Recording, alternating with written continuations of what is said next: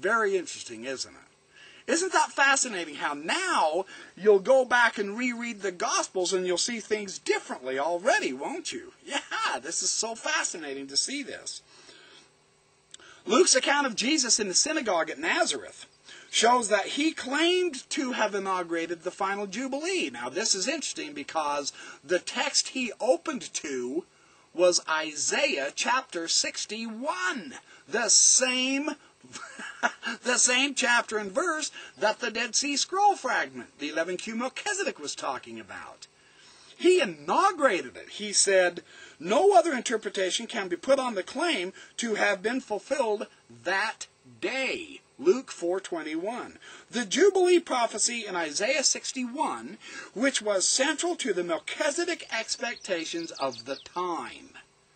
Isn't that fascinating how the non-canonical materials pull all this together? I think that's so fun. Now it makes you want to go back and reread the Gospels, doesn't it? Yeah. Now it makes you want to study the Dead Sea Scrolls a little more, doesn't it?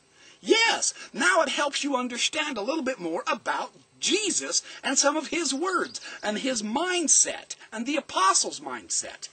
Yes. See, this is what I said. This is the excitement of these things, see?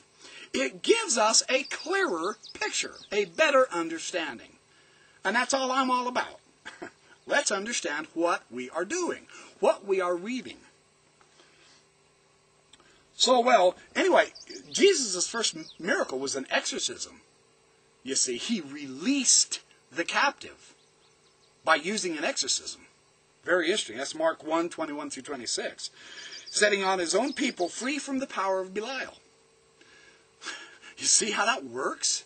He is fulfilling the role in Isaiah 61 and in the 11Q Melchizedek. He is releasing the captives. He's releasing them from the power of Belial through his exorcisms, his healings, and so on and so forth. That's powerful. That is so interesting. This is why it's important to study the background, see? Well, he spoke of a woman bound by Satan, and he released her, Luke 13:16, of slaves to sin whom the Son could release, John 8:31 through 38. You see how Jesus is releasing the captives. This is the joyful day of Jubilee. The healing miracles restored to the community people who would have been excluded as ritually unfit. He brought them back. The disabled, the lepers, a woman who was bleeding. This was the great ingathering of the Jubilee. Jesus also spoke of those who would inherit the land, Matthew 5:5, that's his famous Sermon on the Mount. And at the Last Supper, he spoke of the new covenant and of his blood poured out for the remission of sins. The remission of sins. This is that Greek word, aphesis, that was used in Leviticus 25. The Jubilee word. He uses that in Matthew 26, verse 28.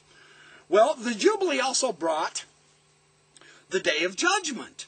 I'm on page 39 of Barker. Now, this Day of Judgment, this is vividly described in the 11Q Melchizedek. Melchizedek would take his place in the heavenly assembly.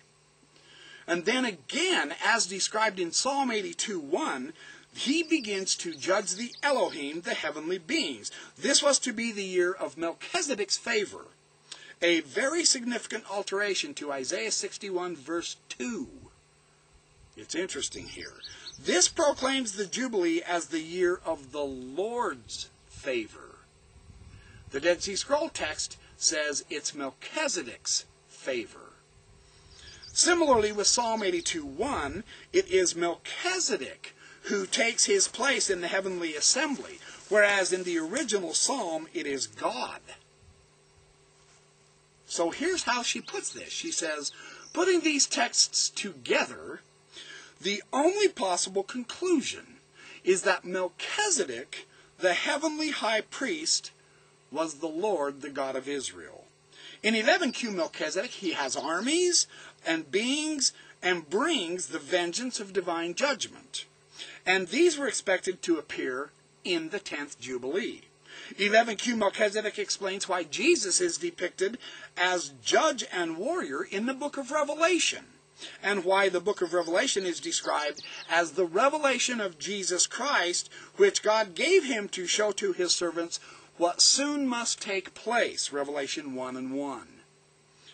These were the teachings of Melchizedek, revealing in the 10th Jubilee the end time of the world, when the Lamb takes his place in the heavenly assembly.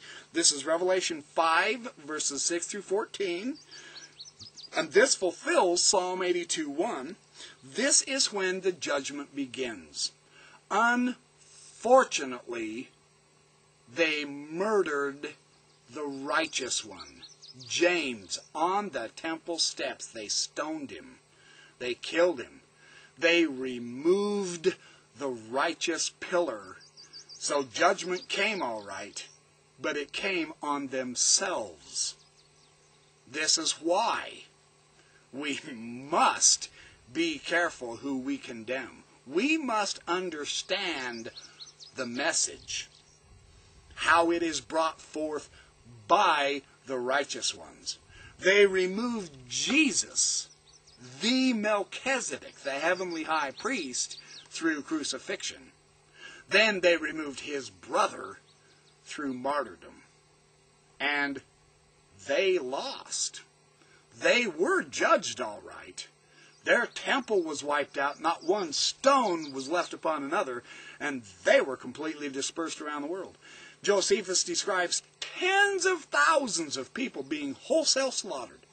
The blood ran down the temple steps. There was so much death and carnage because they did things backwards. You cannot kill the righteous without serious consequences. That's the message. So anyway, and then she describes how the letters of the Hebrew explains the role of Jesus as the new Melchizedek, Hebrews 7:11, the one who had attained the priesthood by ascent. See, Jesus was raised up. This is the ascension materials in the books of Enoch and in the Apocalypse of Abraham. This is all this literature that was occurring between the Testaments.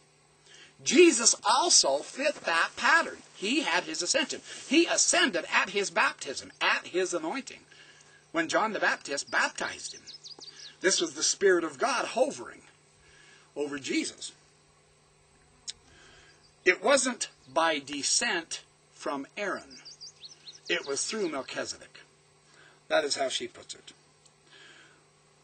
The years of the 10th Jubilee were difficult in Palestine. Famines in the 40s and the early 60s only made the situation worse and distorted the price of grain. In the end, oppressive action on the part of the Roman governors drove the people to revolt.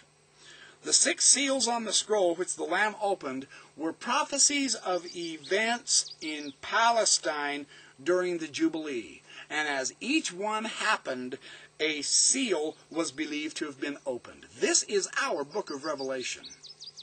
Now, I know there's a lot of people who say, wait a minute, the book of Revelation is about our day, not then. It's a book of future prophecy. It is a book of future prophecy. If it was written first, if it belongs in the first part of the New Testament, it did prophesy those events throughout the end of the 10th Jubilee. Now, can prophecy have a double function? I believe so. I know there are some who don't. I do. I believe it can have a dual meaning.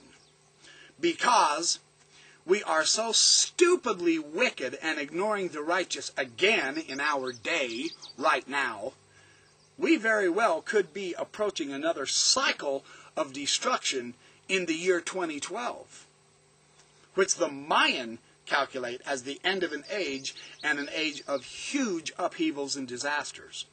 Have you noticed how bad the weather is getting? Have you noticed all the earthquakes and the famines and the pestilence and all that? And I know, there's some who will say, yeah, that's happened in every age. I don't know, we've had more hurricanes and tornadoes in this last decade than ever before on record. If you pay attention to the signs of the times, you might start quaking and trembling just a little bit. Realize something's up. Recognize that. We may very well be in the end of our 10th Jubilee. I don't know that. But weird things are starting to happen. Really weird things. Greenland is disappearing. This global warming thing. Yeah, Al Gore and all that. I'm well aware of all that. I'm well aware of the controversy and all that.